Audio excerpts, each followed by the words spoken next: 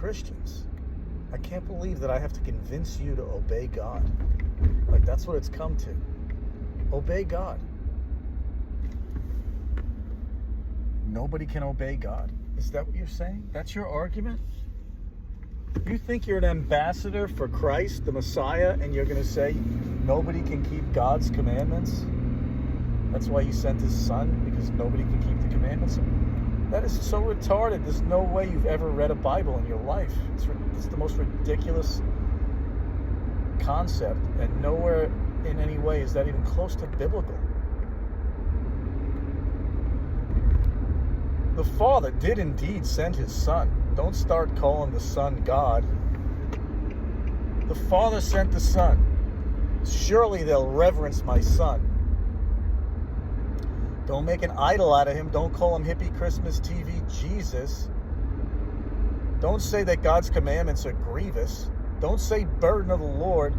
Don't say his ways are not equal. Your ways are not equal. Keep the 10 commandments. Why are you wiggling out of the Sabbath? Dreaming up all kinds of nonsense about Jesus being your Sabbath. It's like the Sabbath is the 4th commandment. It's an everlasting sign between God and man. It begins at dawn. A day begins at dawn. He rested on the 7th day, beginning at dawn. The rendering of a day is from dawn to dawn. He said, let there be light out of the formless void, out of the abyss.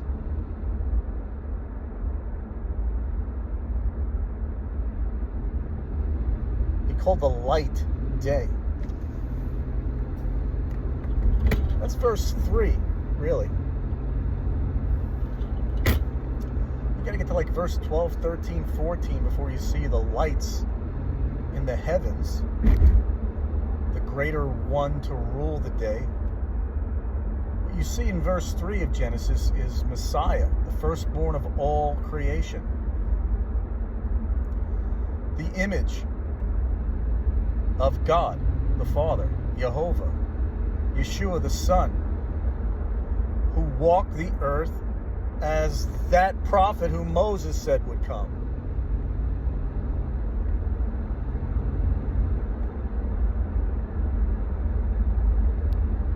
And he came. Acts 3:19 through 26. And all who will not hearken, obey that prophet shall be destroyed from among the people,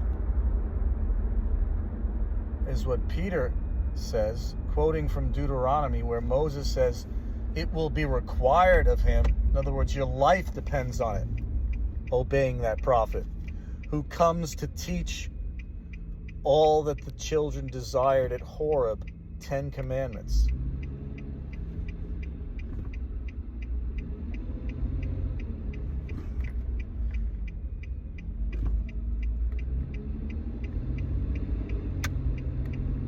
Then after they transgressed in the wilderness during those 40 days when Moses went up to get those 10 commandments written on tablets of stone by the finger of God, children of Israel in the wilderness reneged on that oral agreement given at Horeb, built that golden calf, ironically for God. God don't like idolatry. And then here you are, Christians, making an idol out of hippie Christmas TV Jesus Baal. His name's not Jesus. His name would be Joshua in English. If you want to say it's a translation, call him Joshua. Jesus is a Greek Roman winter solstice demigod created by Rome to trick supposed believers into idolatry, lawlessness, and Sabbath breaking. Here we are 2,000 years later, 45,000 plus denominations of witchcraft and idolatry and false gods, different gospels, and a hippie Christmas personal Jesus for everybody. It's not biblical, people. What is biblical is the wrath that's coming and the delusion you're under. But the doctrine you follow is not biblical. No.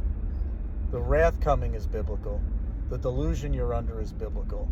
And the warning that you're receiving from me and my brothers and sisters at straightasthegate.net is indeed biblical. But now you have to choose what side of prophecy you're going to be on. Will you reject the refreshing of the Holy Covenant as it says you would in Isaiah 28, verse 12?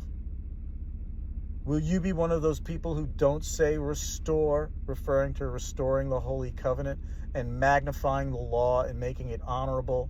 Will you be one of those people who plug your ears as it said you will in Isaiah 42, verses 21 to 22? But read the whole chapter. That's Isaiah singing the new song of Moses from the beginning of Isaiah 42 through the magnification of the law. It's the prophecy. It's the prophecy and the warning of what's going to happen to those who forsake the Holy Covenant and reject the magnification of the law, which is even what the Torah movement does by not seeing the distinction between the law of life and liberty and the law of sin and death. There still remaineth a veil over their eyes in the Torah movement when it comes to the reading of the law of Moses. They just lump it all together in pride because they want to be able to say, not one jot or tittle, not realizing that jots and tittles is referring to the prophecy that they're fulfilling now as evil servants. Keep the Ten Commandments and eat clean, according to the scriptures, and fulfill the royal law.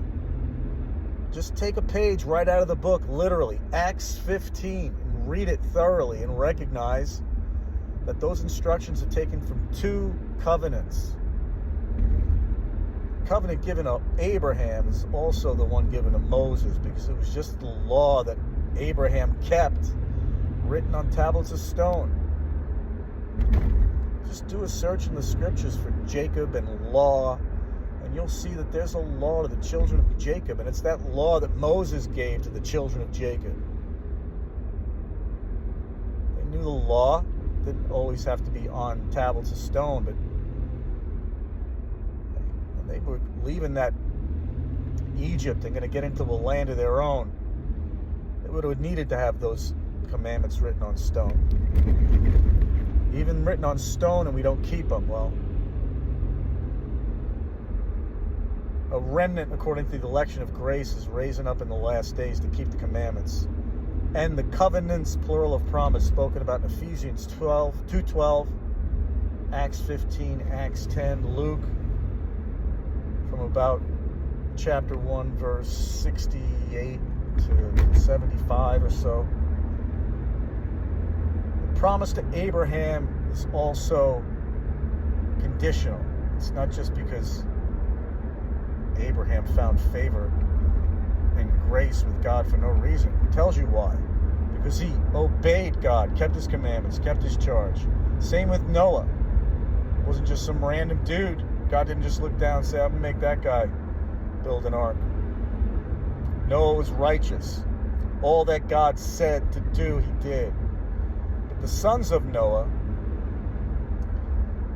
they touched unclean things. They ate unclean things. They touched the blood. They drank the blood. They ate unclean. It's idiomatic for breaking that covenant. That still remains. That's why you see Acts 15, the instruction.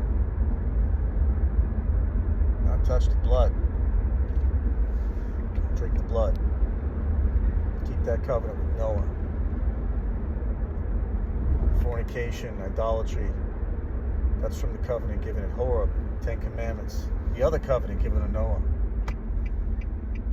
Of course, it's written about by Moses in Leviticus. But those with eyes to see, ears to hear, and a heart to search the scriptures recognize that the common factor there is the covenants. So, what law is contrary to us? What law did Ezekiel write about that is a law we are not to live in, that's not good?